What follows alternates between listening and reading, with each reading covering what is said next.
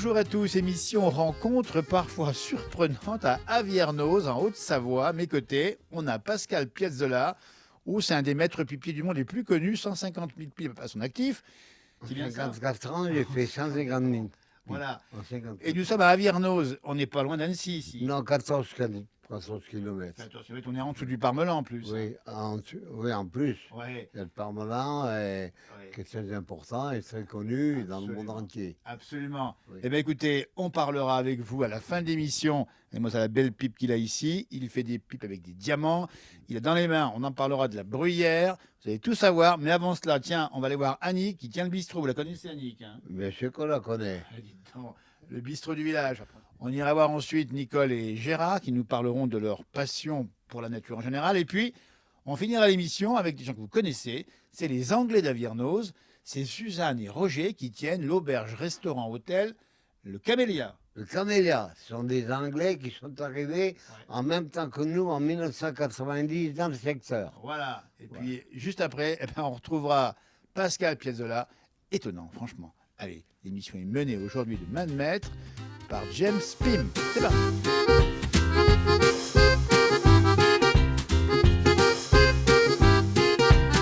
Un lieu de vie qu'on aime bien dans nos villages, c'est, eh ben, regardez, c'est le café, c'est le bistrot du village. Et c'est Annick qui le tient depuis 16 ans ici, c'est ça, hein? Ouais, depuis 16 ans, depuis 2002. Eh oui. Et les parents l'ont tenu avant. Mes parents, mes grands-parents. Les grands-parents, donc il a de l'histoire, 1932, c'est ça? Ouais. Oh, Voilà. dis donc. Mon grand-père et mes grands-parents, ils ont construit ici à bien cette sûr. époque-là. Et les grands-parents, comment ils étaient? Combien? Ah oui, ils étaient bien.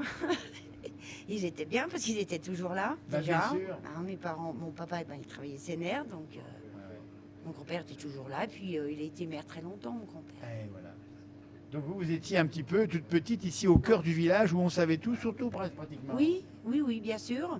Bien sûr, parce que bon, ça a changé aussi, hein, le fait qu'il n'y ait plus la fruitière en Eh haut. oui, exact. Il y a beaucoup de choses qui ont changé. C'est vrai qu'il n'y a peut-être plus les échanges qu'il y avait. Ouais. Alors, moi, une grande salle de café ici, ça veut dire qu'il y a eu beaucoup de fréquentation autrefois. Oui, mais avant, ce qu'ils utilisaient la grande salle, là, comme on dit, aux grandes occasions. Ah ben voilà.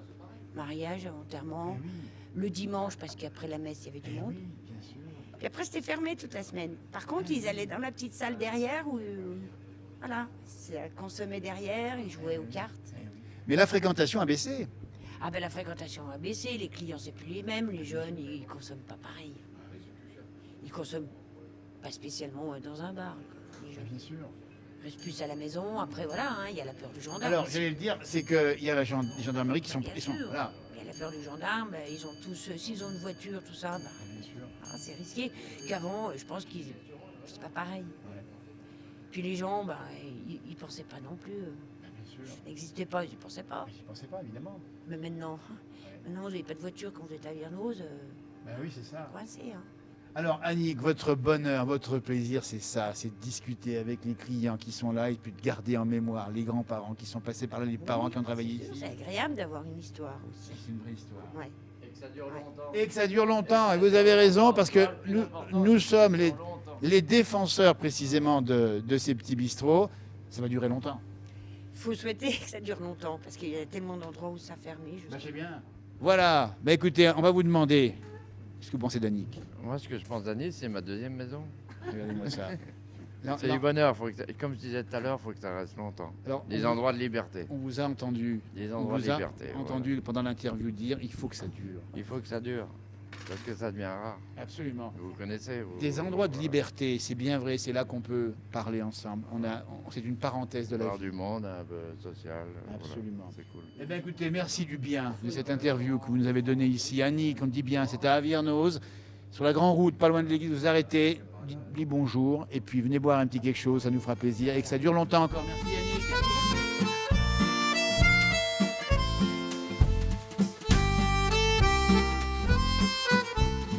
Dans quelques instants, nous allons parler avec Nicole et Gérard. Gérard est le papa de Cédric Mouton. Nous parlerons bien sûr cuisine.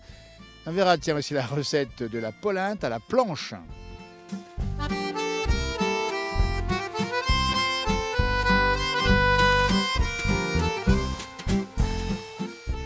Nous poursuivons les rencontres à Aviernoz, beau village, on vous rappelle, en dessous du Parmelan, bien calme. Nous sommes maintenant au hameau de Possy.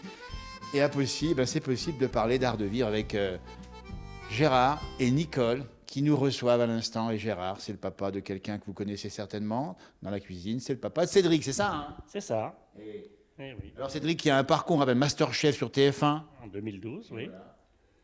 Et après, il a fait ses cours à l'atelier 180 à La Roche-sur-Foron. Voilà, c'est un grand maître de la cuisine, il la pratique, il l'enseigne en plus. hein. Il enseigne surtout pour les ados. Absolument. Comment il était petit, Cédric? Cédric était super gentil. Ah oui. Mais il aimait déjà goûter un peu à tout. Il aimait bien faire un peu les gâteaux. Voilà, il était assez dans le sucré que. Ouais. Il est dedans, je crois qu'il aimait bien monter sur les chars de fou. Ah oui, là c'était son dada. Hein. Alors lui, là dans le foin, puis sur le fenil, avec la griffe et tout ça, lui. Puis bon, il allait à l'écurie aussi. Il aurait pu faire paysan. Moi, je sais pas, peut-être, hein, pourquoi pas. Mais bon, je sais pas. Il est passionné. Ah oui, non, mais c'est un passionné. D'ailleurs, quand il est à la maison et autres, il nous parle de ce qu'il fait, de ce qu'il est, de sa cuisine. Est-ce qu'il fait parfois, il vous en parle, mais est-ce qu'il en fait chez vous de la cuisine? Qu'est-ce qu'on aimerait? Pas du tout. C'est pas vrai. Ah non, quand il vient là, il s'assoit. Il est non. sur la table. Ah, absolument. Ça fait 6 ans qu'il a fait Masterchef. On attend un millefeuille, on l'attend toujours. Hein. On va lui demander, tiens, un petit geste sympathique. Alors, on a ici sur la table la photo de votre maman, Germaine, la grand-mère de Cédric. C'est une figure. Eh oui, c'est une figure, ouais, 97 ans. Elle a toujours travaillé la terre ici. Ouais. C'était une femme d'extérieur. Alors justement, est-ce qu'il y a une filiation entre ce que fait Cédric dans la cuisine et puis la grand-mère? Est-ce qu'elle mijotait des petits plats à l'ancienne? Alors Cédric, bon, il aime ça aussi. Il voulait faire les beignets de pommes de terre. Alors la recette de ma mère, hein, avec 1 ou 2 carottes dans le saladier. Ouais. Sur la table, la pâte de coin, c'est pas Cédric qui l'a fait, c'est vous, Nicole. hein. Oui, c'est moi. On a ramassé les coins dans notre jardin. Et hier, j'ai fait ma pâte de coin. Donc, elle va peut-être être tout à fait assez sèche pour vous aujourd'hui. Mais enfin, je pense que vous allez la goûter quand même. Alors on va expliquer aussi que vous faites pas, bien sûr, que des choses comme celle-ci, mais vous aimez cuisiner des petits plats. C'est quoi vos plats préférés, Nicole, que vous aimez préparer? Oh, moi, je fais les dios, la tartiflette. Attendez, il y a des recettes à votre sauce. Ah oui, j'ai une particularité, je fais une polinde sur la planche. Comment ça se On la mange sur la planche. C'est-à-dire que je fais un jus à la sauce tomate avec du sauté de veau, des champignons, enfin de tout ça, que je fais cuire très très longtemps, 2 heures, 2 heures et demie. Ensuite, j'ai une planche spéciale où je mets sur la table, j'étends ma polinde en petites couches, je mets du gruyère, on étend la sauce dessus et on mange tous ensemble comme ça sur la grande planche. C'est pas beau, mais c'est vachement convivial, ça. C'est très convivial. Bah, dis donc, on comprend effectivement dans quel univers Cédric. Hein, et- Pas de vaisselle à faire au moins. ça, au moins, ça c'est pas mal non plus, ça. hein. Oui, c'est bien pratique. Il faut laver la planche assez vite, mais bon, autrement, oui. Ouais. C'est ça, au fond, c'est de rappeler que les bonnes choses, on les doit à nos anciens, nos ancêtres, et puis il faut les garder et les conserver et les transmettre ensuite. hein. Absolument, je pense que c'est encore des bonnes choses, même à nos petits-enfants, quand ils viennent, on leur apprend. D'ailleurs, ils sont tout contents d'aller ou aider dans le jardin à papy, ou ramasser les prunes. Il y en avait Oui, un, les il y en a prunes, un. c'est. Oui. Ah oui, ça a été une épopée l'année passée. J'ai compris, ça vous a un peu marqué. Ah oui. Même les petits-enfants, c'était dur. Mais autrement, oui, ils participent bien, il n'y a pas de problème. À Virno, nous sommes ici, diront. C'est un beau village ici. hein. Enfin, village avec plusieurs hameaux. Hein. Oui, c'est dommage que le centre, il n'y a pas beaucoup de commerce, ça, quand même. Que ça s'est un peu dispersé, mais c'est un village quand même, avec le bar chez Annick, c'est quand même qui est convivial, on y est très bien. Hein. Absolument. Ouais, Vous ouais. participez à la vie de ce village, Nicole. Dites-nous, il y a une association qui fonctionne bien, qui a en plus une association de cœur. Voilà, donc c'est une association qui s'appelle les Veillées Vernaudiennes. Donc le but, c'est un peu de regrouper les gens d'Aviernoz. Donc nous sommes 55 adhérents. Alors on organise des lotos, des soirées canadiennes où chacun apporte un petit repas. Après on tape le carton, on tape la belote, le tarot entre nous. Et c'est une bonne cause. hein. C'est une bonne cause. Oui, et puis là, dernièrement, on a fait une soirée bénévole pour la recherche contre le cancer de l'enfant. C'est une troupe dont le papa a perdu son petit de 13 ans de cette maladie, d'une tumeur au cerveau. Et donc, il a monté une troupe de théâtre et on lui reverse les bénéfices qu'il redonne pour la recherche contre le cancer du tronc cérébral. Merci Nicole, merci Gérard. Vous voyez, j'ai beaucoup aimé cette petite page d'humeur, une page d'art de vivre. Dans un instant, allez, art de vivre encore, on ira voir l'auberge Camélia que vous connaissez très certainement. Ah ben, bien sûr. Et on va discuter avec Suzanne et Roger, les Anglais de d'Avirno. Merci à vous. Merci. Merci. À bientôt, merci.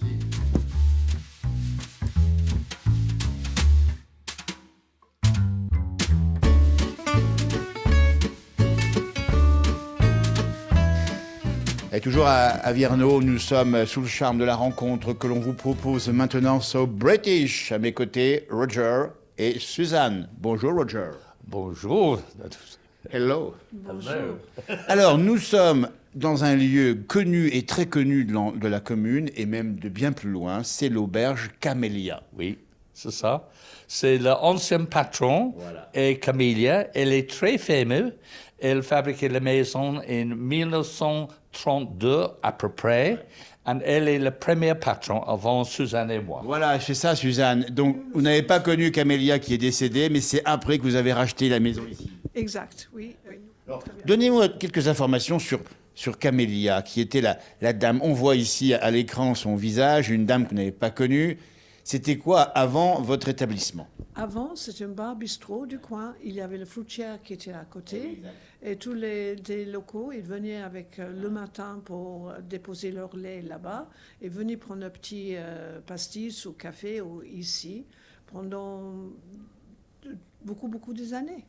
Et donc, monsieur qui a la main, qui sait travailler fort bien, il a retapé tout ça à votre façon, c'est ça, hein? Oui, j'ai travaillé 2 ans pour la rénovation partout.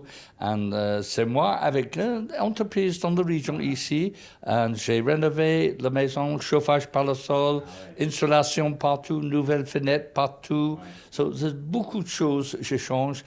Mais cette conformité, c'est très important. Parce qu'avant, c'est un classique ancien café avec une bonne atmosphère, mais la conformité, c'est très important.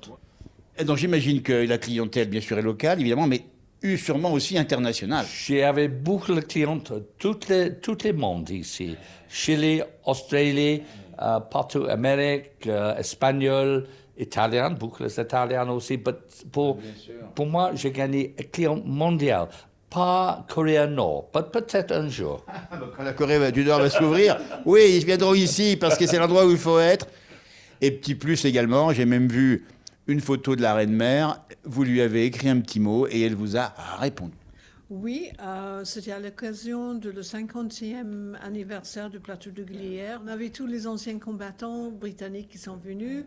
Ils s'est logé ici. C'était une bonne occasion. L'atmosphère était extraordinaire. Surtout de voir ces hommes qui ont participé. Et j'ai écrit à la reine-mère et de retour, elle m'a envoyé son portrait signé par elle. Parce qu'elle connaît la région. Elle a passé plusieurs vacances chez les Perbis à Taloir. Absolument. Voyez, et moi ça, le Royaume-Uni, le Commonwealth, le monde, et puis Avierno, ce petit village magnifique où on est ici. Dites donc, la cuisine, c'est quoi? C'est une cuisine locale? C'est une cuisine quoi? Mondiale? C'est quoi? Mondiale. C'est obligé d'avoir des produits locaux. Nos fromages, nos plateaux de fromage, ça vient des fermiers par ici. On a une très bonne réputation. On fait des très bons fondus, tartiflettes. Les tartiflettes sont reconnus mondialement ici, les fondus aussi. Absolument. Et c'est les Anglais qui nous font en plus la leçon. Et des chambres également, dites donc, Suzanne. Oui, on a 10 chambres de toutes catégories. On a des grandes chambres, on a des chambres famille. On a beaucoup des gens locaux qui nous utilisent comme leur chambre de famille quand ils ne sont pas là. Absolument. Ou ils n'ont pas la place chez eux. Et même des hommes en déplacement, en soirée étape. Et puis juste un mot encore, vous avez un parcours de vie qui vous a conduit en Afrique, sur les mers ou sur les terres. Ça donne un recul sur la vie. Pour moi, c'est la meilleure chose ici. Afrique, j'adore avant, mais la vie change pour tout. Maintenant, j'adore la montagne, j'adore la promenade dans la montagne. C'est un très bel endroit. Je ne bouge pas maintenant. Et j'ai une moto, j'adore la moto, le chien, la petite promenade avec les chiens, Suzanne ensemble. Pour moi, c'est comme paradis. Eh bien, c'est sur ces jolis mots qu'on va finir cette interview. Et un grand merci à vous et continuez à vivre encore longtemps ici avec votre accent so british et votre façon de vivre si belle. C'était l'auberge Camélia, on le dit bien ici. Ah, il faut venir faire un tour, on est vraiment sous le charme. Merci beaucoup à vous. Thank you very much.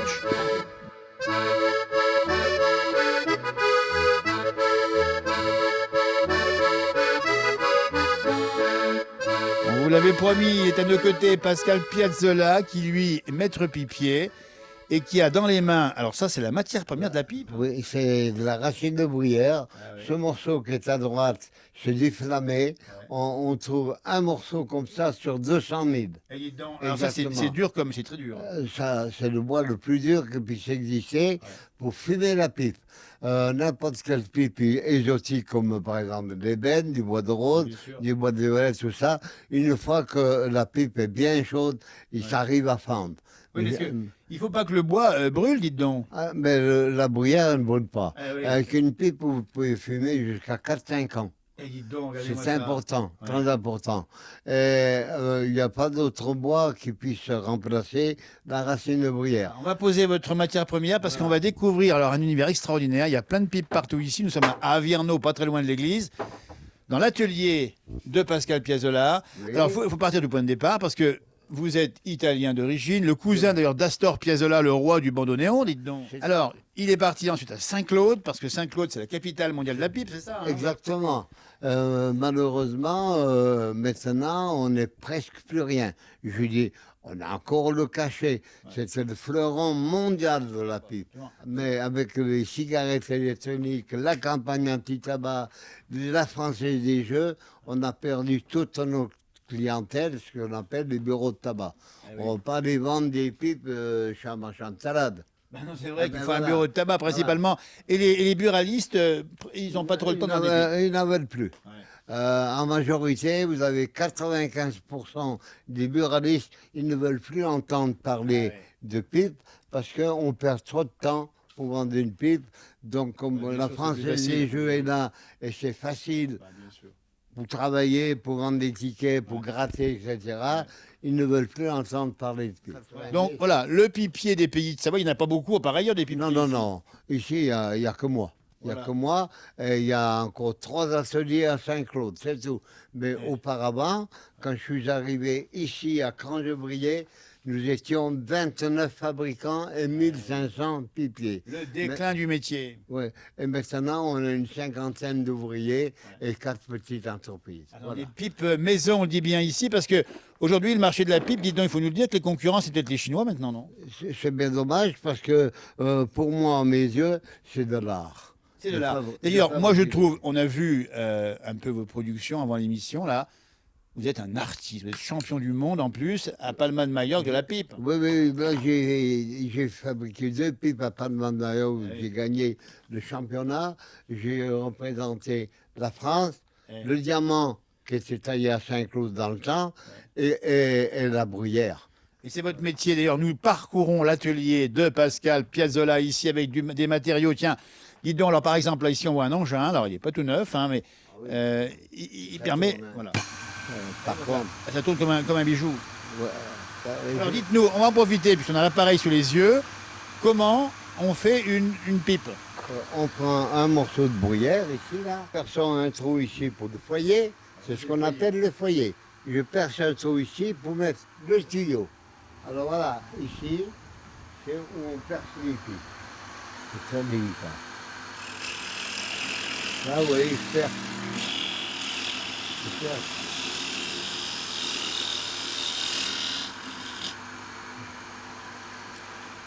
Donc là, avec la fraise, et vous en arrivez ici. Donc c'est un travail d'art. Il faut construire effectivement Il le. faut construire avec la fraise là. Alors voilà.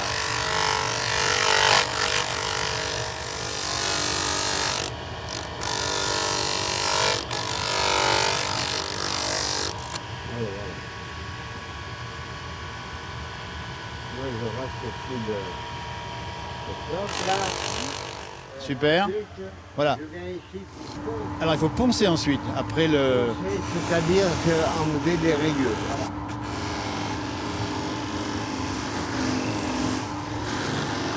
C'est humide, là. ma femme, j'ai des vues travailler 10 heures à la file à faire cette passe-là, qui demande énormément de force.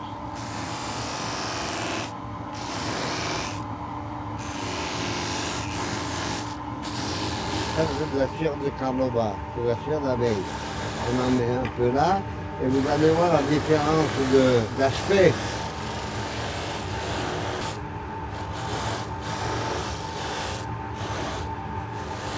Là, je vous ai fait que la tête, hein. J'ai fait que la tête. Pascal, pour faire des pipes de qualité, est-ce qu'il faut donc être fumeur de pipe? Il y a des fumeurs de pipe, Ouais. et il en reste environ 4000 en France. Ouais. 4000 en France qui cherchent vraiment la qualité, la légèreté de la bruyère, parce que la bruyère, c'est comme le vieux vin. C'est-à-dire que plus la bruyère est vieille, mieux ça vaut. Vous testez vos pipes?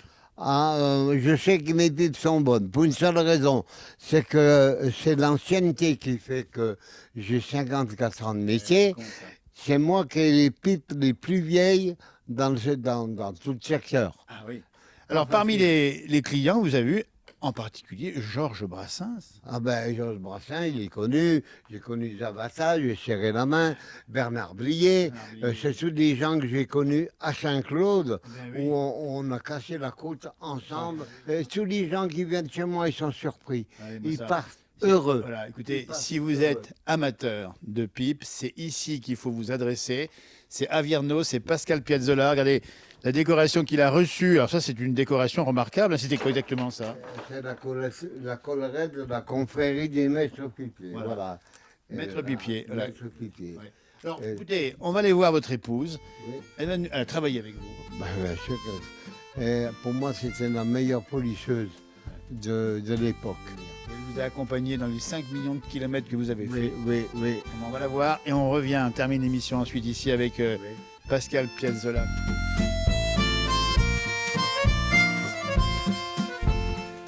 Thérèse, vous avez travaillé aux côtés de votre mari et vous surtout vous l'avez bien secondé quand même. Ben, j'ai fait de mon mieux. Ah oui. J'ai fait de mon mieux. Il nous a dit que vous étiez une très bonne polisseuse, c'est ça. Hein?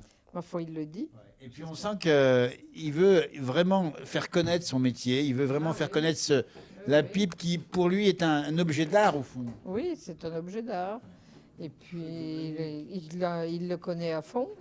Même quand il a fait démarrer comme représentant, il a voulu aller en atelier pour apprendre comment on la travaillait et tout, de manière à pouvoir répondre aux clients. Absolument.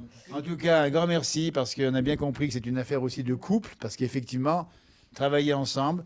Regardez-moi ça, il nous propose encore des pipes de son. Pas évident, C'est mais pas bon. toujours évident. Non. Le résultat est là.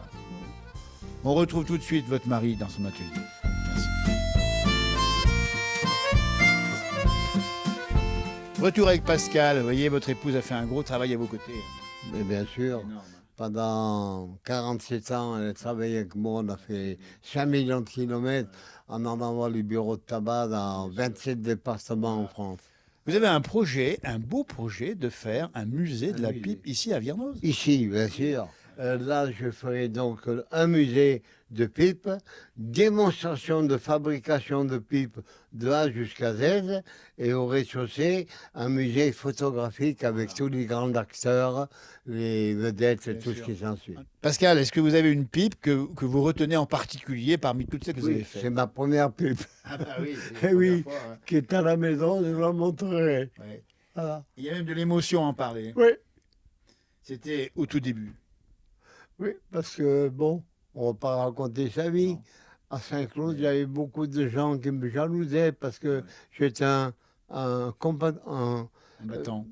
Voilà, un combattant. J'ai voulu, et je suis arrivé. Et beaucoup de maisons de plus de 100 ouvriers ont tous fermé parce que les enfants sont arrivés, et tout était leur dû. Et puis voilà, ils ont tous coulé. Voilà. Vous êtes resté. L'émission C'est prend malheureux. fin. L'émission prend fin. Vous voyez, cette émission de rencontre avec Pascal entre autres, c'est formidable. Merci à la caméra James Pim. Il y a un Facebook, la place du village. N'hésitez pas à aller voir tout ce qui s'y passe. Il y a plein de choses. Écoutez à demain pour nouveau rendez-vous. Un grand merci à vous, Pascal.